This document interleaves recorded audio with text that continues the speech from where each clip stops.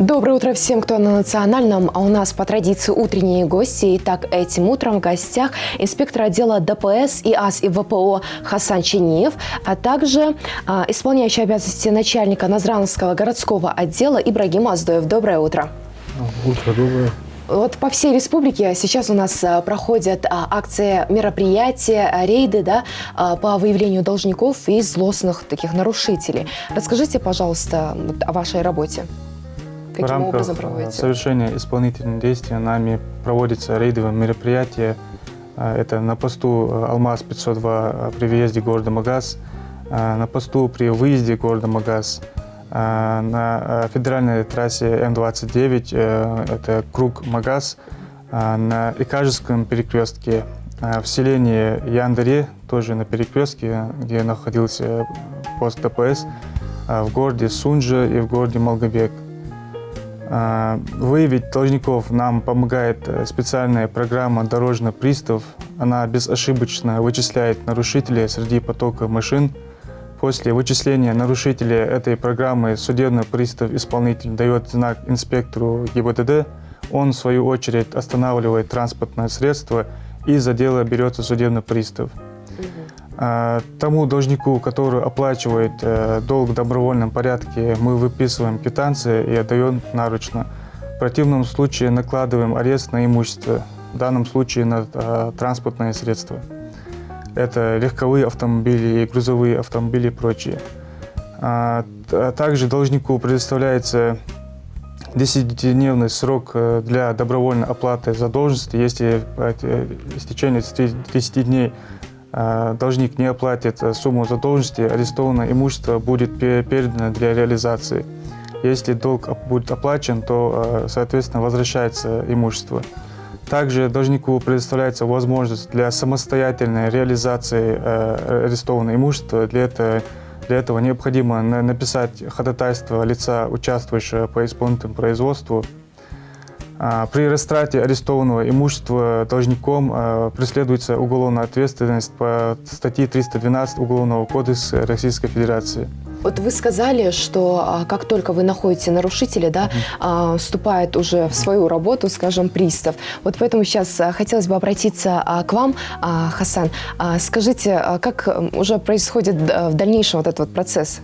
Что вы делаете в свою очередь? Ну, смотрите, как уже коллега озвучила, значит, в рамках у нас подписан совместного плана графика, мы проводим рейдовые мероприятия вот именно по выявлению злостных должников.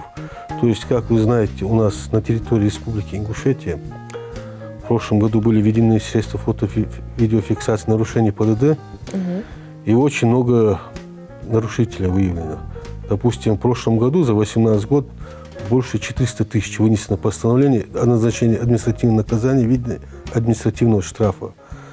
Почему данное мероприятие проводят? Потому что у нас граждане несознательные, не оплачивают вовремя в установленном порядке свои административные штрафы. То есть после вступления постановления в законную силу в течение гражданину дается 60 дней, чтобы добровольно оплатить штраф, наложенный в установленном порядке. Пояснение чего у нас есть в рамках электронного взаимодействия, эти постановления уже отправляются в службу судебных приставов для принудительного исполнения, чтобы они принудительно взыскали с него данный штраф.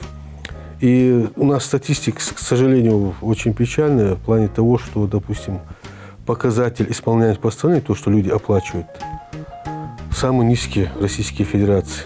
Вот, допустим, если в среднем по России больше 70%, у нас 30-40%. То есть, соответственно, допустим, из 100% вынести постановление, 40% людей оплатят, 60%, больше половины уходит для взыскания в службу судебных приставов. Ну, об этом, я помню, говорилось многое. Вот сейчас какие меры приняты, и статистика поменялась хоть как-то?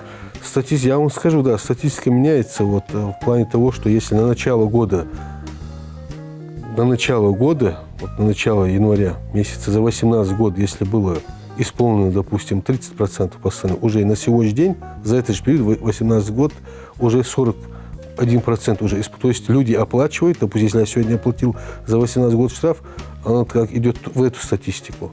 Либо за 17 год. Поэтому даже за 17 год где-то 50% у нас уже изысканность поднялась.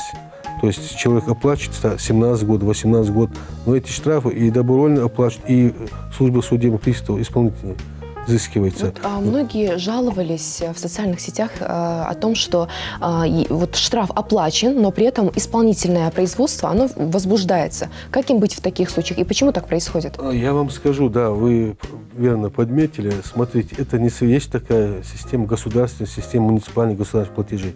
То есть человек оплачивает штраф, да, по номеру постановления. Однако из-за каких вот то, что эта программа несовершенна, бывает то, что штраф он оплатил и через месяц даже висит, пусть он проверяет, не оплачивает. В этом случае я предлагаю обращаться к ГИБДД, то есть даже управление ГИБДД к нам вот в Магасе, улица 65, там у нас центр фотофиксации находится и другие подразделения там отдельно. Мы уже можем вручную, человек пришел, если он оплатил, мы уже можем вручную в течение 5 минут этот штраф уже, как бы сказать, этот материал платить, он уже оплачен становится. Просто сбой это уже на федеральном уровне, это, я так понимаю, несовершенство вот этой программы. Вот касаемо вот этих рейдов, которые сейчас проводятся, они, как я уже ранее озвучил, они в планах совместного плана у нас такой разработан. По выявлению таких должников, по взыскиванию этих штрафов, чтобы люди не чувствовали безнаказанности. Вот.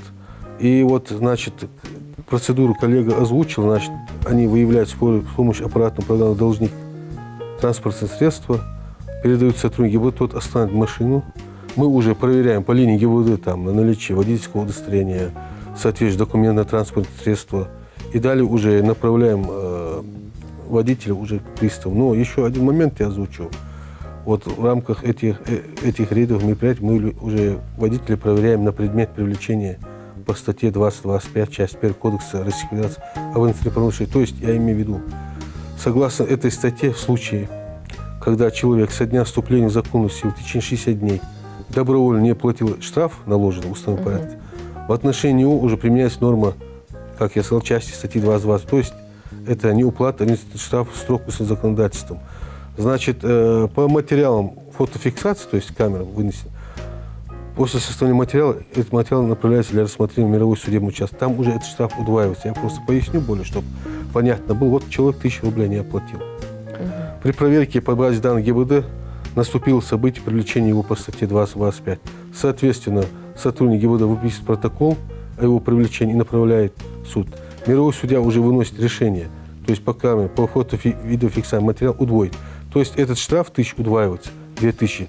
То есть получается, даже он утраивается. То есть он должен оплатить 1000 рублей и должен оплатить уже 2000, которые идут. 3000 у него с этого штрафа выходит. Общая сумма 3000.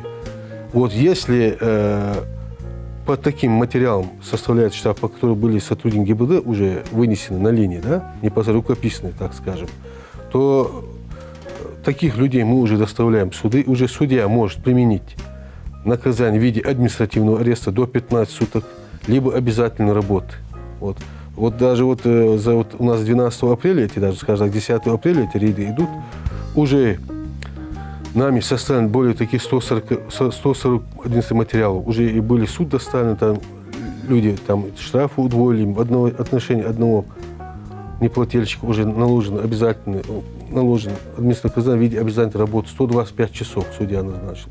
Такая мера нами ведется, а вот части того, что вот, допустим, да, мы оставляем транспортные средства, проверяем, приставы по своей базе проверяют, накладывают арест, доставляют к себе подразделение уже, чтобы люди оплачивали. Вот, единственное, коллега пояснить, сколько было задержано транспортных средств и сколько люди оплатили. Да, вот как раз обратимся. Еще я хочу спросить, насколько терпеливо относятся к этому наши люди? Они слушаются, да, подчиняются, скажем? За время проведения рейдового мероприятия нами задержано 740 нарушителей. То есть мы задержали эти транспортные средства и взыскали более 2 миллионов рублей. Конечно, должники не рады этим рейдовым мероприятиям. Кто-то спешит, у кого-то нет задолженности, но когда мы начинаем арестовывать имущество, почему-то эти денежные средства находятся.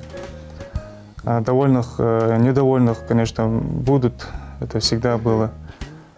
Вы думаете, таким образом можно сократить, да, вот эти вот аварии, да, то, что сейчас происходит, многие садятся за руль несовершеннолетние. Вот, кстати, да, насчет несовершеннолетних, много задержано несовершеннолетних за рулем?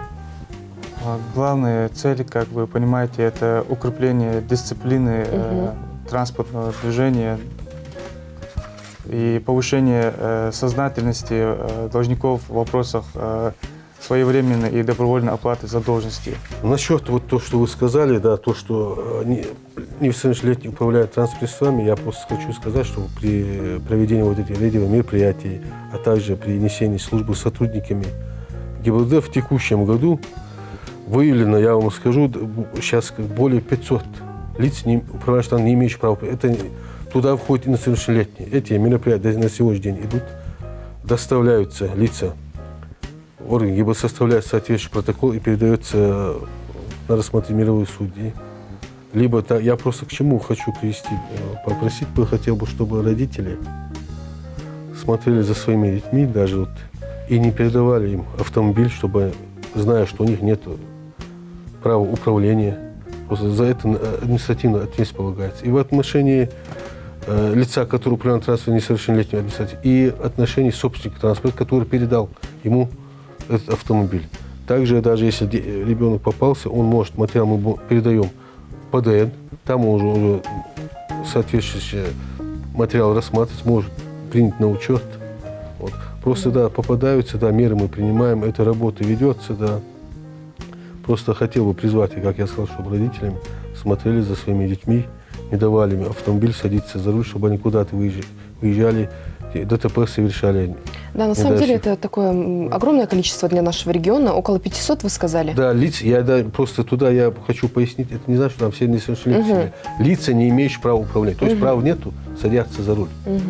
Люди есть, которые не раз попадаются, вот именно. Вот вы говорили, да, отметили по ходу нашего разговора, что, конечно, злость имеется, да, когда их останавливают, там, задерживают. Но еще раз хочется напомнить и нашим телезрителям, что это все делается ради укрепления дисциплины на дороге, да. Транспортной дисциплины, правильно вы сказали, да, снижению дорожного транспорта, ДТП, да, чтобы не было каких-то летальных исходов. Ну что ж. Вот.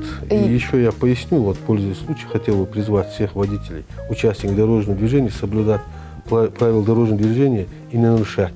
Если человек не будет нарушать, водитель, в соответствии отношении будут выписываться штрафы, постановления, и ему не надо будет как-то, чтобы либо мы, либо судебный пристав, если мы прибегали к крайней мере. Я хочу отметить, что данные рейдовые мероприятия направлены на взыскание фискальных платежей. Это те платежи, которые пополняют бюджет нашей республики и от которого зависит социально-экономический потенциал республики и уровень качества жизни населения. Все должники, злостные неплательщики ограничены на право выезда из Российской Федерации, ограничены пользованием специальным правом в части водительского удостоверения. Имеется в виду, что если у должника имеется задолженность свыше 10 тысяч рублей, он может быть ограничен на право выезда Российской Федерации. Если должник хочет выехать там в ближайшее время на хадж, либо на летние каникулы, либо по другим причинам, он может омрачить себе поездку. Вот так вот официально у нас сегодня получилось. Ну что ж, я вам могу пожелать только плодотворной работы. Не смею вас задерживать и хорошего дня.